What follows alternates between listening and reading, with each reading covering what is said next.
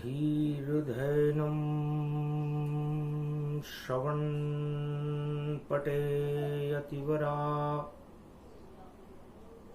महावाक्यजनार्दन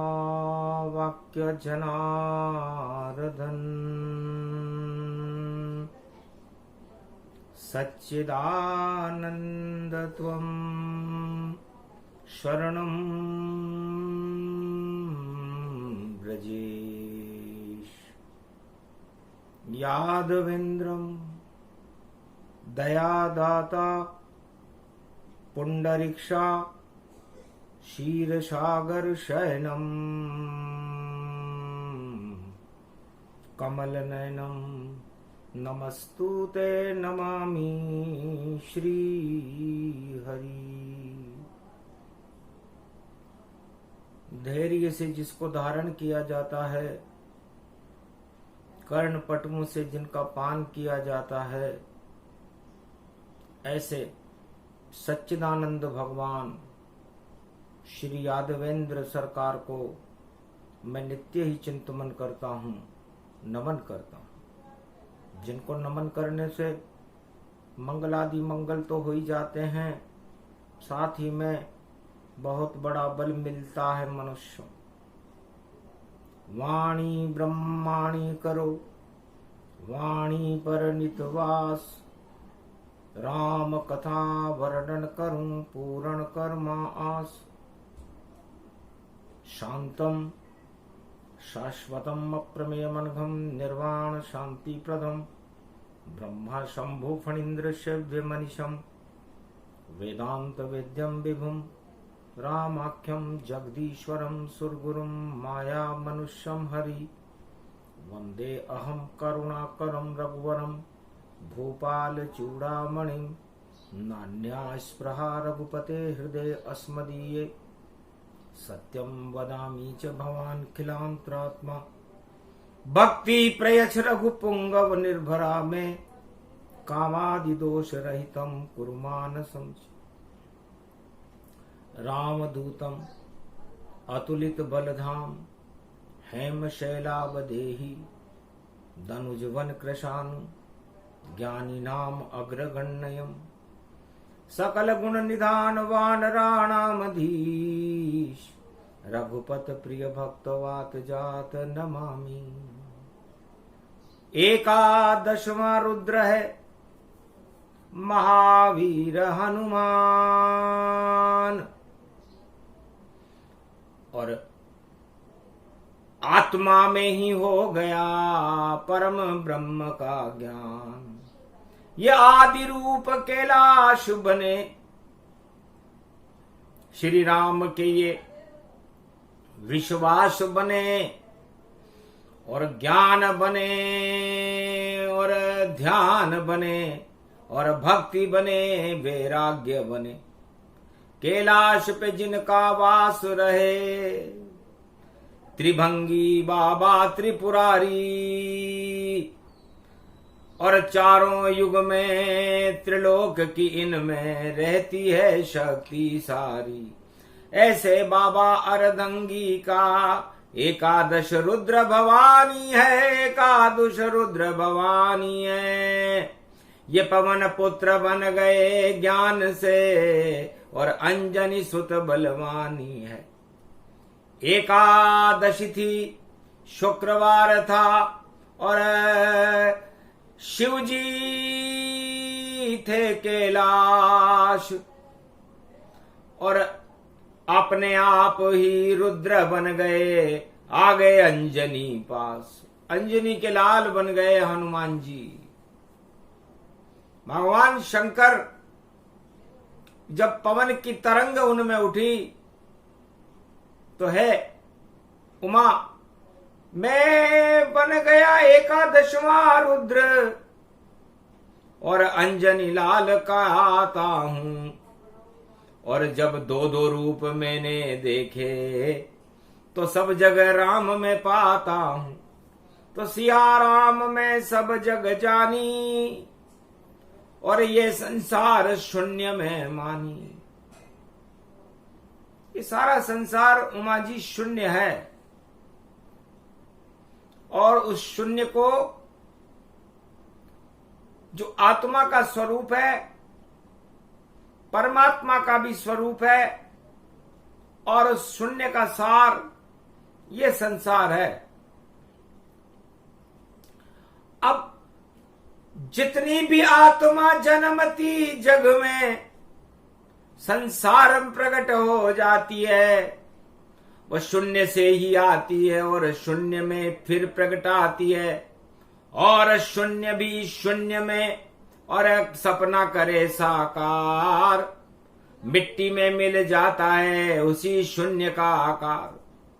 अब आप बताओ उमा जी कि कोई आत्मा परमात्मा के बिंदु से छुटक कर इस मृत्यु लोक में, इस शून्य के सार में आए, खाली हाथ आई और खाली हाथ जाएगी, और इस संसार में आकर के वह इस माया को प्राप्त करने का प्रयास करे और माया को ही सब कुछ मान ले और ईश्वर को जानने में असफल रहे, तो फिर 8 और 4 12 होते हैं। 12 ही ज्योतिर्लिंग होते हैं, और 8 और 4 को 84 कहते हैं, और 84 लाख योनियां होती हैं, और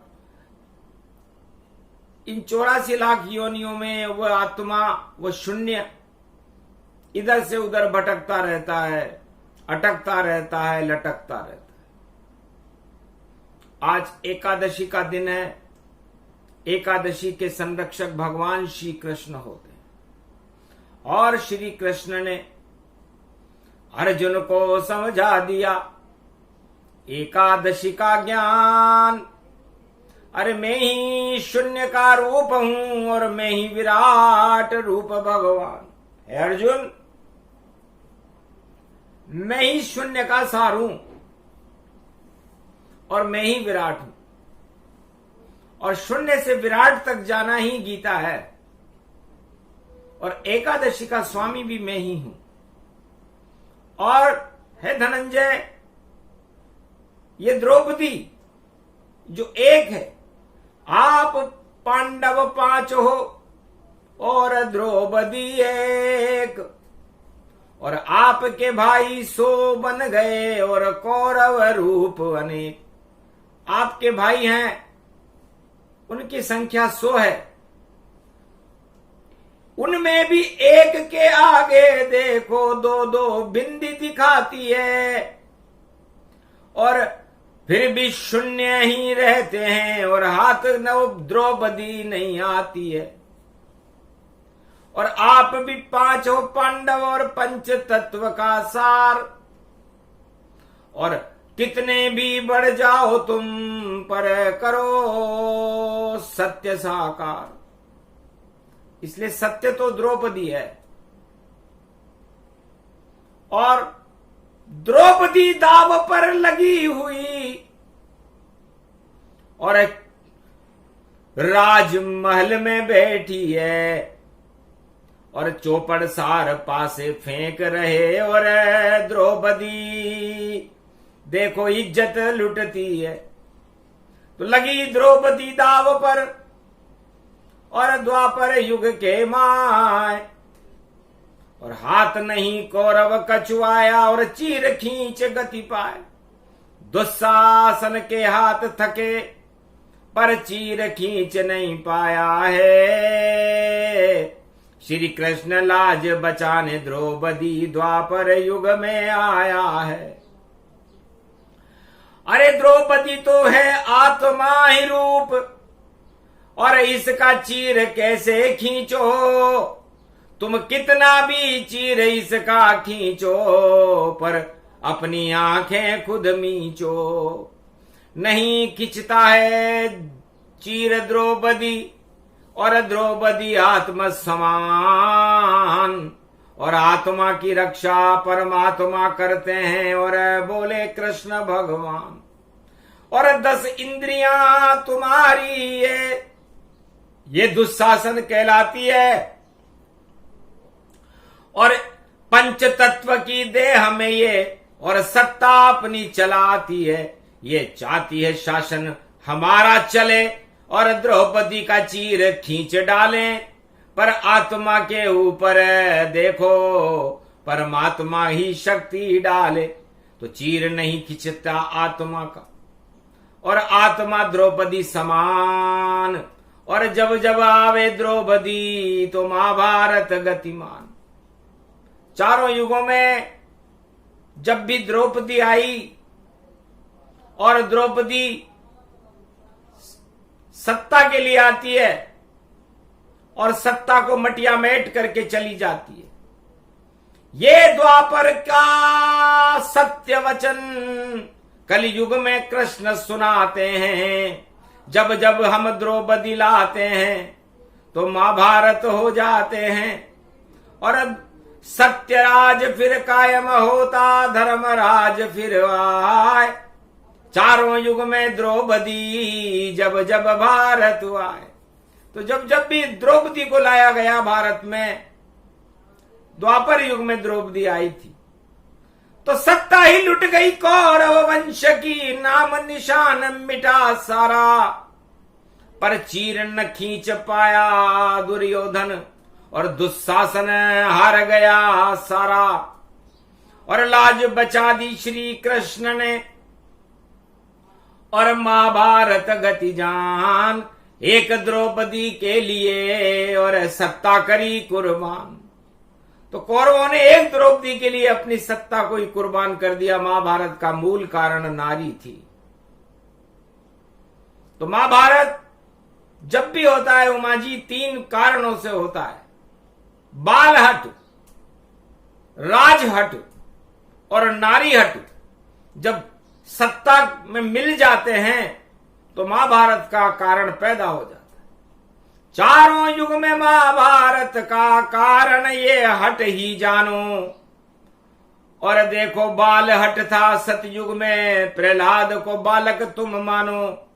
और राज हट था हिरण्याकश्यप का, जो पिता प्रहलाद कहा है। और नारी हट था कयाधु का, नरसिंह अवतार प्रगटाए। जब ये तीनों हट सतयुग में मिले तो प्रहलाद की विजय हुई, नरसिंह का अवतार हुआ और हिरण्याकश्यप मारा गया। फिर मिले त्रेता में तीनों हट, तो बाल हटऊं राम को जानो। और राज हटऊं रावण को मानो। नारी हट के कई को जानो। और महाभारत लंकावध में मानो। तो 3 हट जब अवध में मिले वहां तन पाए। अरे महाभारत वहां हो गया और सीता दाव लग जाए। सीता दाव पर लग गई पंचवटी में और महाभारत हो गया। राम रावण की लड़ाई हुई और रावण मारा गया। और फिर द्वापर युग में पांडव कौरव के बीच द्रौपदी आई थी। जब दाव लगाया सत्ता पर तो चीर द्रौपदी खिंच पाई थी। और लाज बचाने कृष्ण वहां और तीनों हट पलटाई थी। और कौरव सेना हार गई और सत्ता सभी गवाई थी। और कलयुग में भी द्रौपदी फिर से आगमन होए। निश्चित होगा महाभारत, इसे टाल सके नहीं कोई। सियावर रामचंद्र शंकर, क्योंकि द्रौपदी तो धर्म का ही रूप और नारी रूप कहाती है। और नारी शक्ति कलयुग में अपना प्रकाश फैलाती है। और देखो सारी शक्ति उसमें और गौरव रूप दिखाती है। लगता है गौरव जगेगा भारत का, क्योंकि द्रौपदी कलयुग आती है। तो द्रौपदी शक्ति बड़ी है। द्रोह, तो द्रोह का मतलब होता है द्रोह। तो राजद्रोह, सत्ता द्रोह और आतंकवाद का द्रोह, भ्रष्टाचार का द्रोह है। सब हट जाए मोह, तो द्रोह आ गया। और पदी, प का मतलब परमात्मा और दी का मतलब उसकी दी हुई शक्ति। तो द्रौपदी संसार के चारों युगों में जितने भी काम क्रोध मद लोभ के द्रोह पैदा होते हैं उन द्रोह को हटाने के लिए परमात्मा की शक्ति का प्रागट्य भारत में होता है, उसे द्रौपदी कहते हैं। एकादशी का दिन है, शून्य का सार वाणी सारे संसार को भगवान शंकर और कृष्ण की प्रेरणा से बता रहे हैं कि 5 पति हो द्रौपदी के आप, तब पांडव आप कहाए हो। और क्या हालत कर दी द्रौपदी की तुमने, और शरण कृष्ण की आए हो। अपनी पत्नी को दाव पे लगाकर और खुशियां आप मनाते हो, और कैसी सत्ता हतनापुर की, और अपना डींग बजाते हो। तो राजमहल में सट्टा चल रहा और द्रौपदी बिक गई सरे बाजार, और कौरव भ्रष्टाचार से जीत गए रे दरबार। पांडव हार गए छल से और लगी द्रौपदी दाव, और सत्ता की कौरव वंश की डूब गई थी नाव। तो जब भी सत्ता की नाव डूबती है तब द्रौपदी आती है, और द्रौपदी आ चुकी। इसलिए द्रौपदी का आना ही शुभ शगुन इसे जानिए, और कल्याण भारत का कलयुग में, और द्रौपदी को मानिए। श्री कृष्ण अब आएंगे देखो, लाज सब बच जाएगी, और होगी यात्रा जगन्नाथ की, और पुरी सब सज जाएगी। और उड़ीसा में जगन्नाथ की यात्रा निकली जाएगी, और उसके बाद द्रौपदी की शक्ति भारत आएगी।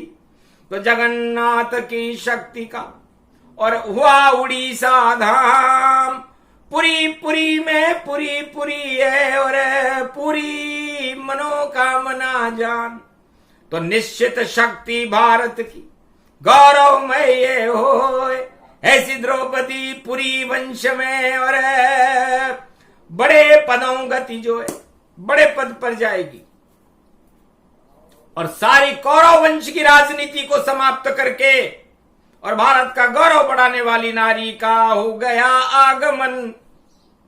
और शक्ति बड़ी ही भारी है, और कलयुग में भी महाभारत की देखो अब तैयारी है। और एकादशी का भूखा दिन है, राजनीति की भूख बढ़े, और सत्ता के खातिर जगत में और सारे राजा अपने आप लड़े, भाई से और भाई लड़े। और देखो सब कुछ खड़े खड़े, पर सत्ता हमको दे दो सब, तो हम द्रौपदी के चरणों में पड़े पड़े। तो सभी सत्ता को चाहते, नहीं सत्य की चाह। धन्य धन्य ये द्रौपदी जो कलयुग में प्रगटा है।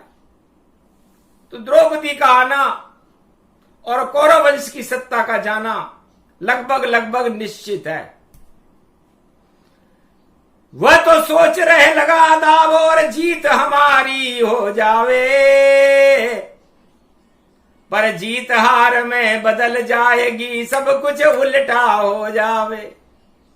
ऐसी शक्ति नारी की, नारी सत्ता चलाएगी, और सदी की 20वीं में नारी भारत का डंका बजाएगी। नारी शक्ति का गौरव भारत में फिर पूजा जावेगा। नई सदी 21वीं होगी, भारत जगत गुरु बन जावेगा।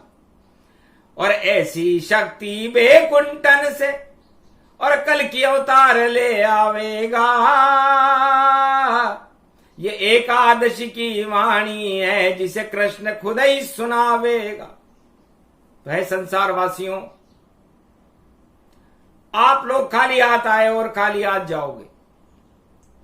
अब आप उस शून्य के अंदर उन सार वस्तुओं को जो परमात्मा है भरने का प्रयास कर नहीं रहे, और आप अपनी भ्रष्टाचार की बेलड़ी और चढ़ गई चारों ओर, और पूरे हिमालय को खा गई, और भ्रष्टाचार का शोर।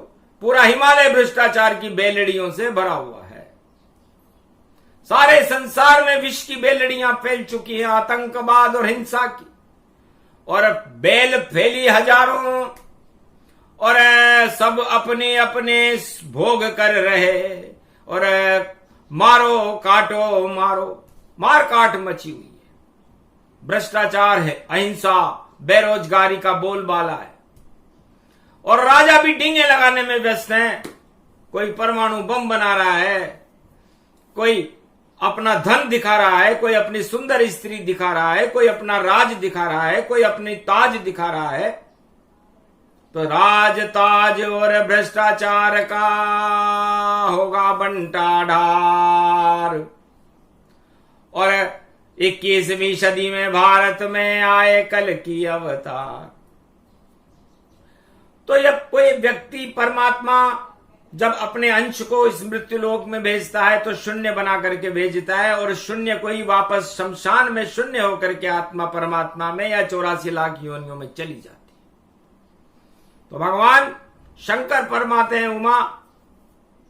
जब मैं एकादशवां रुद्र बना तब एकादशी का दिन था।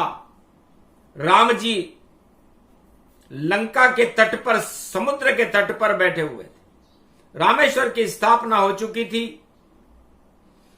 माया और मायापति रावण लंका में थे। अग्नि रूप में थी माया, सीता अशोक वाटिका प्रगटाई, और मैं एकादश रुद्र हनुमान बना, और वानर सेना सागर तट आई। तो माया ब्रह्म पहली बार अलग अलग गति जान, राम बैठे थे शिव की शरण में और रावण सीता मान। ब्रह्म एकादशी के दिन भगवान शंकर की शरण में राम जी बैठे हुए थे, जो ब्रह्म का स्वरूप थे, नारायण थे।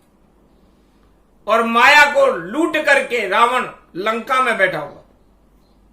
तो हमने माया और ब्रह्म को अलग अलग देखा। आप भी देखो भारत वालों, जब माया ब्रह्म से हो अलग होती तो महाभारत हो जाता है, सारी जनता वहां पर रोती। तो ऐसा ही कलयुग में भी हो रहा बंटाढार। ब्रह्म अलग बैठा है और माया सारा संसार। तो सारा संसार तो माया में लिप्त है और ब्रह्म अकेला बैठा हुआ है। एकादशी का दिन है और हमने एक सेतु बनाया, राम नाम का बन गया सेतु, और शिव शिव नाम लिखा डाला। ऊपर शिव लिखा हुआ था, नीचे राम बना डाला। सागर में पाषाण तैर गए और माया ब्रह्म मिला डाला। जब माया ब्रह्म से मिली वहां तो सेतु गजब का मतवाला। इस तरह राम सेतु बनाया गया। और जिस तरह 7 फेरे खाते हैं स्त्री और पुरुष, तो गरजोड़ा डाल दिया जाता है और उनको पानी ग्रहण संस्कार कहते हैं।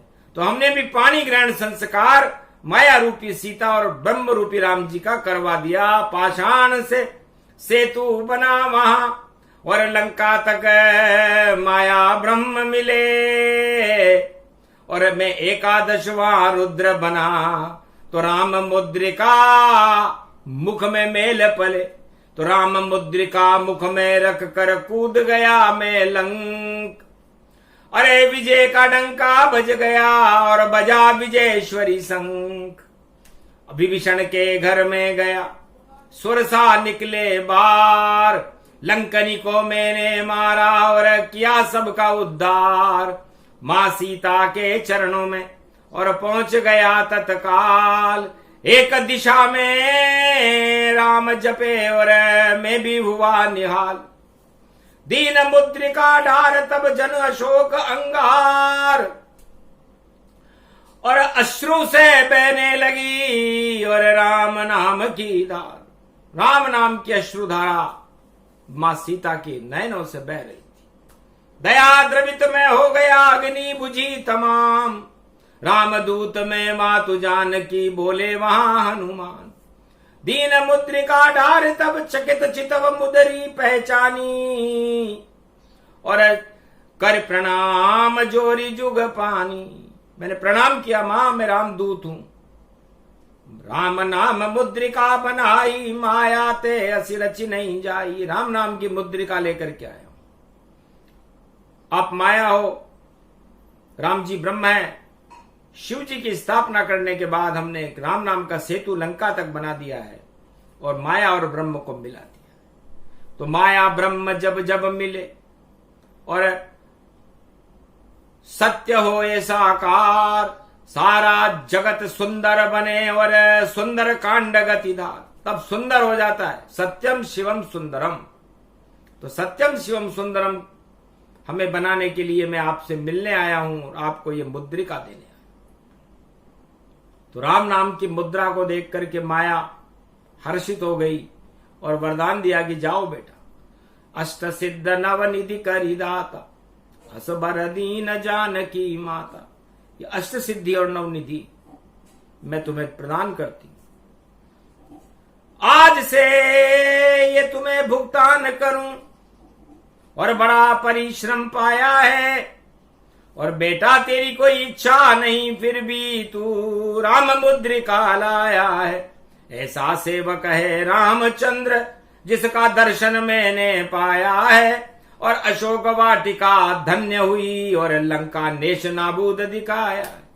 लगता है बेटा तुम पवन पुत्र हो, एकादशवां रुद्रो भगवान शंकर का, क्योंकि शंकर की शरण में राम जी बैठे हैं मेरे पति, और मैं राम जी की ध्यान मुद्रा में बैठ करके इस अशोक वाटिका में सारे शोकों को हटा करके निशंक बैठी हुई।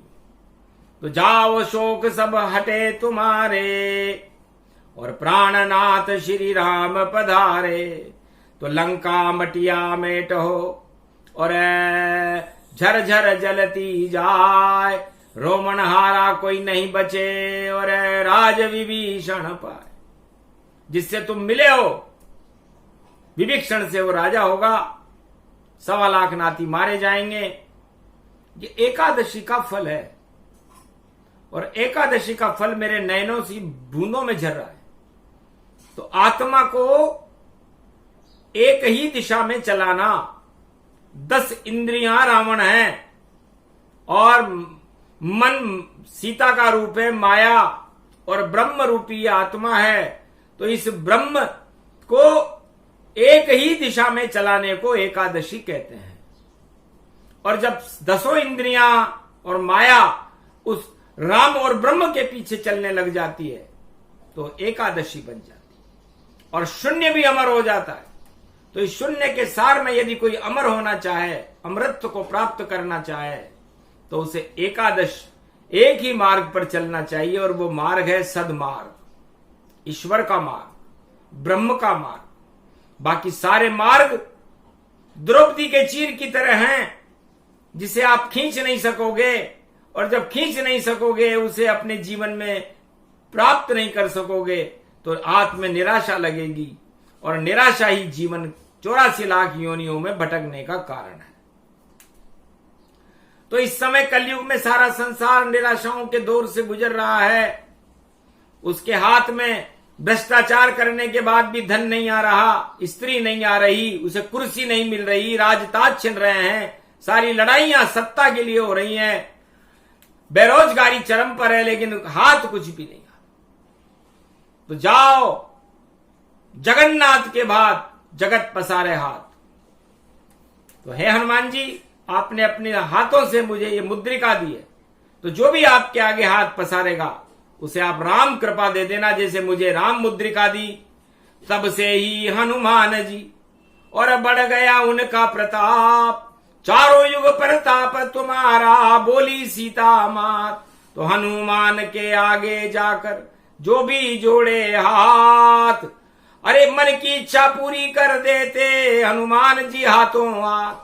तो हनुमान की शरण में जाए भारत सारा, और ईश्वर कृपा को मांगे तो भारत हो जाए प्यारा। ईश्वर की कृपा को मांगना हनुमान जी के मंदिर में जाकर के, उसे एकादशी कहते हैं। क्योंकि राम जी भी भूखे बैठे हुए थे, सारे बानर भूखे बैठे हुए थे, हनुमान जी भी भूखे बैठे हुए थे, सीता माता भी भूखी बैठी हुई।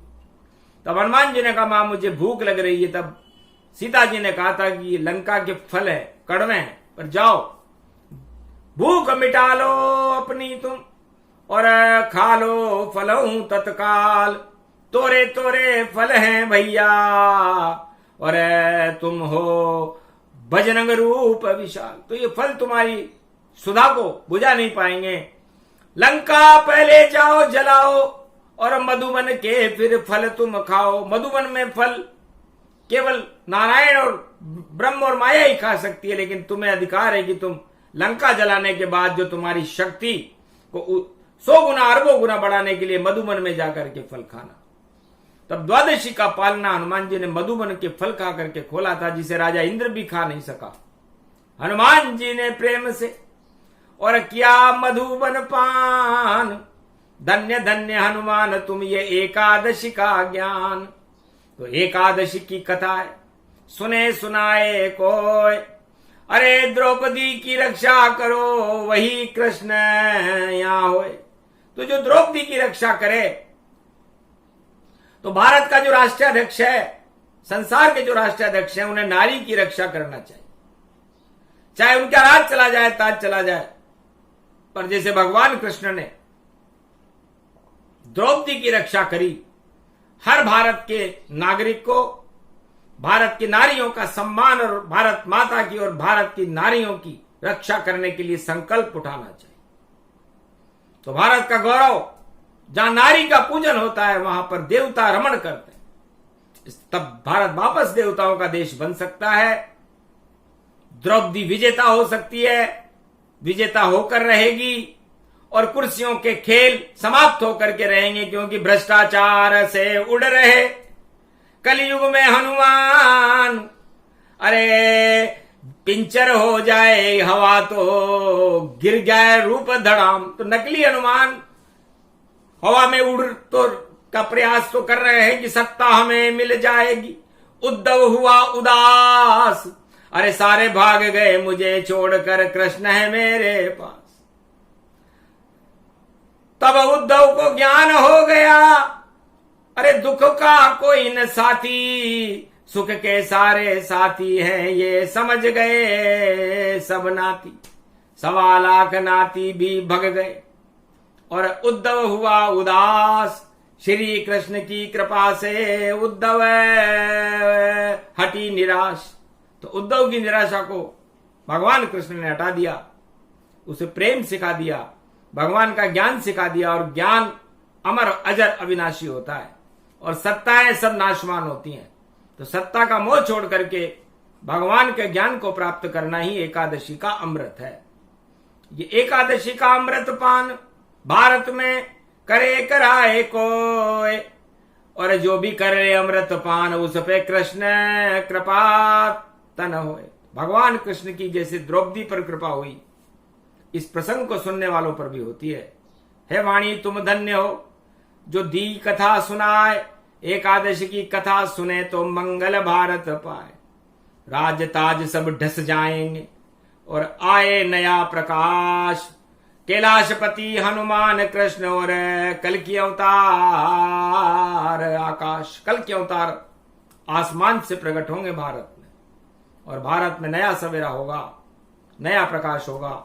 21वीं सदी भारत के लिए गौरवमय होगी और भ्रष्टाचार, आतंकवाद और हिंसा का बोलबाला समाप्त हो जाएगा। भगवान का ही प्रकाश दिखाई देगा। उस दिन एकादशी को द्रौपदी प्रसन्न रहेगी, जो भारत माता का स्वरूप है। ये द्रौपदी है, भगवान का दूसरा घर है। भगवान बैकुंठ में रहते हैं और जब नहीं मिले तो समझ लो भारत में रहते हैं। इसीलिए इस भारत के आगे माता लगता है। ये द्रौपदी का स्वरूप है।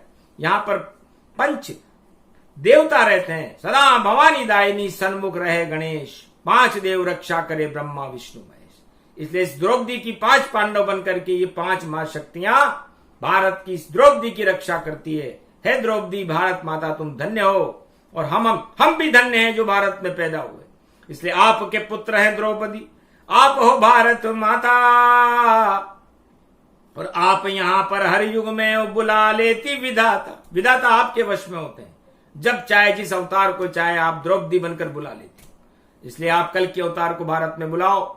बाकी तो सब कौरव जैसा जानिए जितना ये संसार, और सत्ता में ही मंत्र मुग्ध है कर रहा बंटाढ़ार। इसलिए बंटाढ़ार शब्द को आप हटाओ ताय, आप द्रौपदी मात हो और शक्ति दो प्रगटाए। ये प्रसंग द्रौपदी का सुने सुनाए कोय, भारत का गौरव बढ़े और मंगल भारत होए। बोलो जय श्री कृष्ण, जय शिव शक्ति।